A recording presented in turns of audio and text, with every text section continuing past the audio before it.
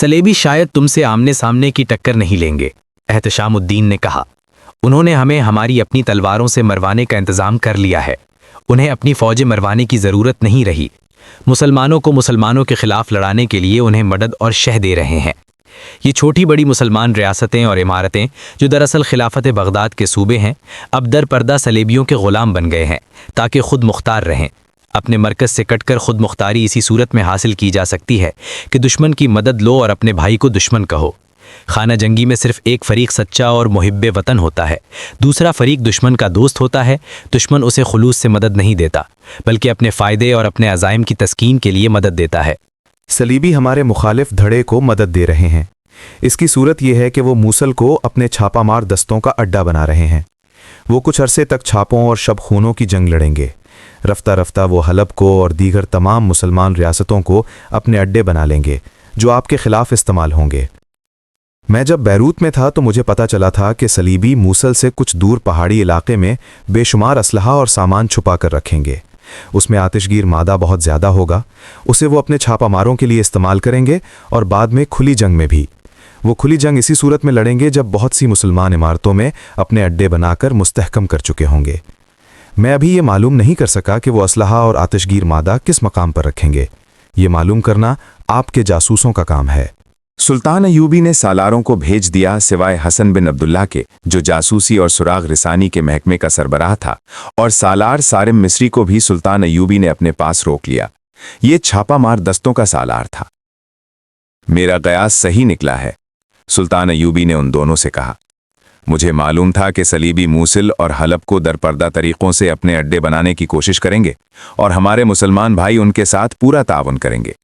तुमने एहतशामुद्दीन की ज़ुबानी सुन लिया है कि बाल्डीमियोन और दूसरे सलीबी मूसिल से कुछ दूर कहीं जंगी सामान और आतशगीर मादे का बहुत बड़ा ज़ख़ीरा जमा कर रहे हैं। तुम जानते हो कि जिस तरह हमें रसद के ज़ख़ीरे की ज़रूरत है, इसी तरह सलीबियों को भी ज़रूरत है। हम में से जिसका ज़ख़ीरा ख़त्म या तबाह हो गया, वो आधी जंग हार जाएगा। हमारे कुछ दस्ते टोलियों में तकसीम होकर मूसिल और हलब के दरमियान बैठे हैं। इन्हें मैंने इज़्ज़ुद्दीन और इमादुद्दीन का आपस का राब्ता तोड़ने के लिए बिठाया है। अब बैरूत और इन दोनों जगहों के रास्ते रोकने हैं। ये मुहिम ज़रा मुश्किल और ख़तरनाक होगी, क्योंकि छापामारों को अपने मफर से दूर मारना होगा। ये मुझे देखना है कि ये मुहिम मुश्किल है या आसान, सारिम मिस्री ने कहा, और ये मेरा फ़र्ज़ है कि मुश्किल को आसान करूं। आप हुक्म दें। कोई काफिला नज़र आए उसे रोक लो, सुल्तान अयूबी ने कहा। तलाशी लो, मुज़ाहिमत हो तो पूरा मार्का लड़ो, कोशिश करो कि कैदी ज़्यादा हों, उसने हसन बिन अब्दुल्ला से कहा। और हसन, तुम मुझे ये काम करके दिखाओ कि मालूम करो कि सलीबी असलहा और आतिशगीर मादा या ज़ख़ीरा कहाँ जमा कर रहे हैं। हो सकता है वो ज़ख़ीरा कर भी चुके हों। अगर तुम जगह मालूम कर सको तो मैं इसकी तबाही का इंतज़ाम कर दूंगा। ये इंतज़ाम इंशाअल्लाह मेरा होगा, सारिम मिस्री ने कहा। ये जहन में रखो कि कुछ अरसे तक हमारी जंग आंख मचोली जैसी होगी, सुल्तान अयूबी ने कहा। सलीबी खुली जंग लड़ने की बजाय शब खूनों और तखरीबकारी की जंग लड़ेंगे। वो शायद मुझे मुश्तैल करने की कोशिश करेंगे कि मैं उन पर खुला हमला करूं। मैं ऐसी हमाकत नहीं करूंगा। वो मुझे कई जगहों पर घात लगाएंगे। मैं सबसे पहले अपने उन उमरा को साथ मिलाऊंगा जो सलीबियों के दोस्त बनते जा रहे हैं। मैं उनसे ताउन की भीख नहीं मांगूंगा। मैं अब तलवार की नोक पर उनसे ताउन लूंगा। मैं उनमें से किसी का भी खून बहाने से दरेग नहीं करूंगा। ये बराए नाम मुसलमान है। मुसलमान के खिलाफ काफिर के साथ दोस्ती करने वाला मुसलमान भी काफिर होता है।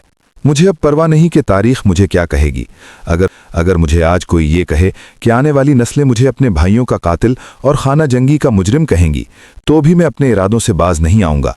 मैं तारीख और आने वाली नस्लों के आगे नहीं, खुदा के आगे जवाबदेह हूँ। खुदा के सिवा नीयत को और कोई नहीं जानता। मेरे और फ़लस्तीन के दरमियान अगर मेरे बेटे हायल होंगे तो मैं उन्हें भी कत्ल कर दूंगा। अगर हमने आज किबला अव्वल को सलीबियों से आज़ाद ना कराया तो हमारे बाद सलीबी और यहूदी खाना काबा पर भी काबिज हो जाएंगे।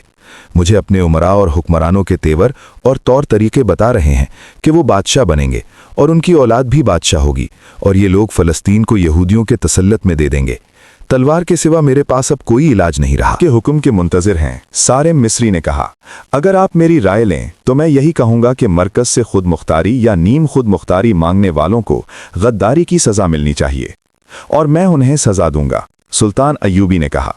सुल्तान सलाहुद्दीन अय्यूबी ने सारिम मिस्री और हसन बिन अब्दुल्ला को जंगी नौइयत की हिदायत देकर रुखसत कर दिया। वो दोनों चले गए तो सुल्तान अय्यूबी एक और मसले पर गौर करने लगा। उसने जब बैरूत से मुहासरा उठाया था और नसीबा के मकाम पर आकर खैमाजन हो गया था, उससे कुछ अरसे पहले उसे बहीरा कलजम के मशरकी इलाके के मुतालिक ये इत्तलाएं मिली थीं कि सलेबी फौजी दस्ते इस इलाके में काफलों को लूट लेते थे। सलेबी सिर्फ मुसलमान काफलों को लूटते थे, माल और दौलत के अलावा ऊंट और घोड़े ले जाते और कमसिन और नौजवान लड़कियों को भी उठा ले जाते थे। ज्यादातर रहजनी उन दिनों होती थी जिन दिनों मिस्र के हाजियों के काफले जाते और आते थे। इन डाकुओं को फौजी पैमाने पर ही रोका जा सकता था, लेकिन सुल्तान अय्यूबी के पास इतनी फौज नहीं थी।